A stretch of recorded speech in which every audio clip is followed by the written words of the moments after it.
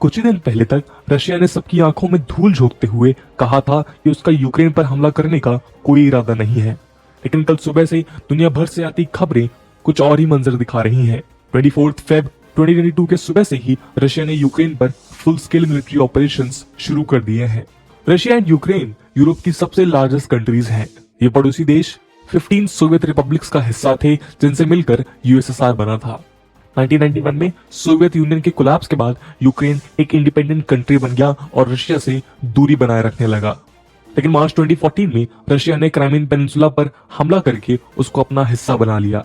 एक महीने बाद से प्रो रशियन सेपरेटिस्ट, यानी जो रशिया के साथ रहना चाहते हैं, उन लोगों ने ईस्टर्न यूक्रेन के डोनेस्क और लुहांस्क रीजन्स को कैप्चर करना शुरू कर दिया। वो लड़ाई अब तक चल रही है, जिसमें 14,000 लोगों से भी ज्यादा मारे जा चुके हैं और लाखों की तादाद में डिस्प्लेस हो गए हैं। 2014 के क्राइमिया के हमले के बाद सितंबर 2014 में मिन्स्क एग्रीमेंट साइन किया गया, जिसके तहत दोनों देशों ने और हमले न करने का वादा किया। पर यह एग्रीमेंट कुछ दिन भी नहीं चला और हमले होते गए। फरवरी 2015 में एक बार फिर मिन्स्क एग्रीमेंट साइन किया गया और दोनों नेशंस यानी यूक्रेन और रशिया ने अपने हथियार वापस ले लिए। 2017 में यूक्रेन ने नेटो ज्वाइन करने की इच्छा जाहिर की, जो रशिया को चुभ गई।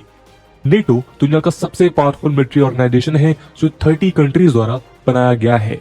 नॉर्थ अटलांटिक ट्रीटी ऑर्गेनाइजेशन यानी कि नेटो का असल मकसद सोवियत यूनियन के एक्सपेंशन को रोकना था। रशिया ने हमेशा से अपने बॉर्डर्स पे नेटो बेसिस को अपोज किया है।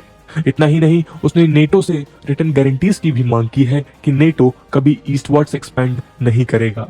उन गारंटीज में सबसे सेंट्रल डिमांड यही थी कि यूक्रेन को कभी भी नेटो ज्वाइन न करने दिया जाए, क्योंकि रशिया को डर है कि यूक्रेन तक आते ही नेटो इजीली रशिया पे किसी भी बहाने से हमला कर सकता है। खैर, सितंबर 2020 में यूक्रेन प्रेसिडेंट ज़ेलेंस्की ने सिक्योरिटी स्ट्रेटजी को अप्रूव किया, जिसके तहत नेटो के साथ पार्टनरशिप की नींव रखी गई। उसके बाद मार्च 2021 से रशिया ने यूक्रेन बॉर्डर पे अपनी फौज तैनात करना शुरू कर दिया। दोस्तों, रशियन अटैक के जब सिर्फ चांसेस नजर आ रहे थे, तब कुछ स्ट्रेटजीज मीडिया में रिलीज हुई थी।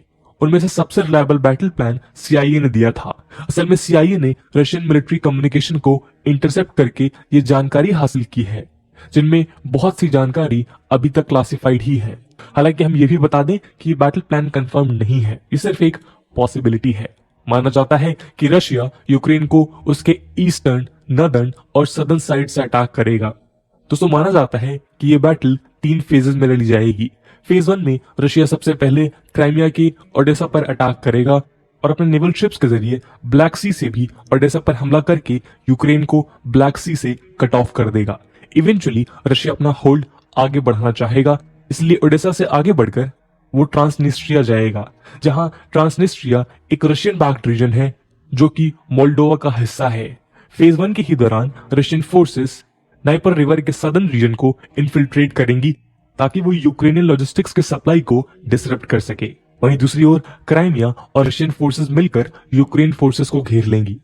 दूसरी तरफ डोनबास रीजन से रशियन एयरफोर्स ईस्टर्न यूक्रेन में आगे बढ़ते हुए डिनिप्रो और ज़ेपोरिज़िया सिटीज पर कब्जा कर लेंगी। गौर करने वाली बात यह है कि ये सिटीज भी नाइपर रिवर पर ही लोकेटेड हैं। इन मेजर सिटीज पर इन्वेजन के बाद रशियन फोर्सेस का ट्रांसनिस्ट्रिया से लेकर डोनबास तक एक कंटिन्यूअस लैंड ब्रिज बन जाएगा।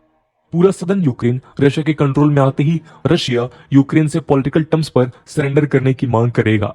अगर यूक्रेन उन शर्तों को नहीं मानता और सरेंडर नहीं करता, तो रशिया अटैक का फेज 2 शुरू करेगा। नॉर्थ ईस्ट बेलगोरोड से रशिया की सेना यूक्रेन की अगली मेजर सिटी खार्किव को सराउंड करेगी।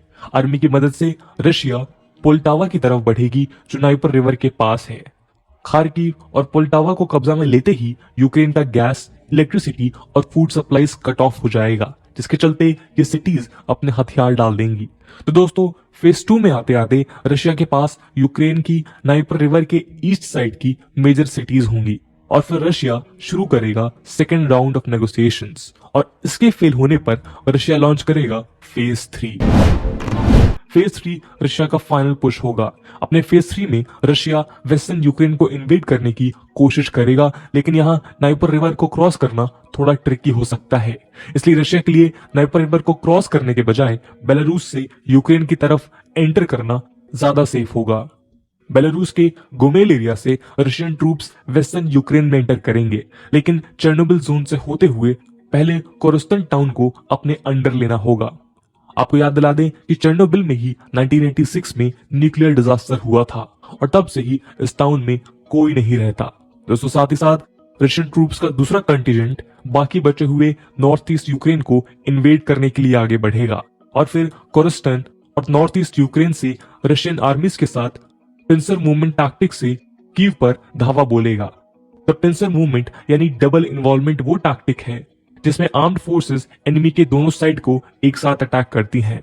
यहाँ गौर करने वाली बात यह है कि कीव एक मेट्रोपॉलिटन सिटी है, इसलिए डायरेक्ट अटैक करने की जगह रशियन आर्मी सिटी के बाहर वेट करेगी और यूक्रेनियन गवर्नमेंट के सरेंडर का इंतजार करेगी।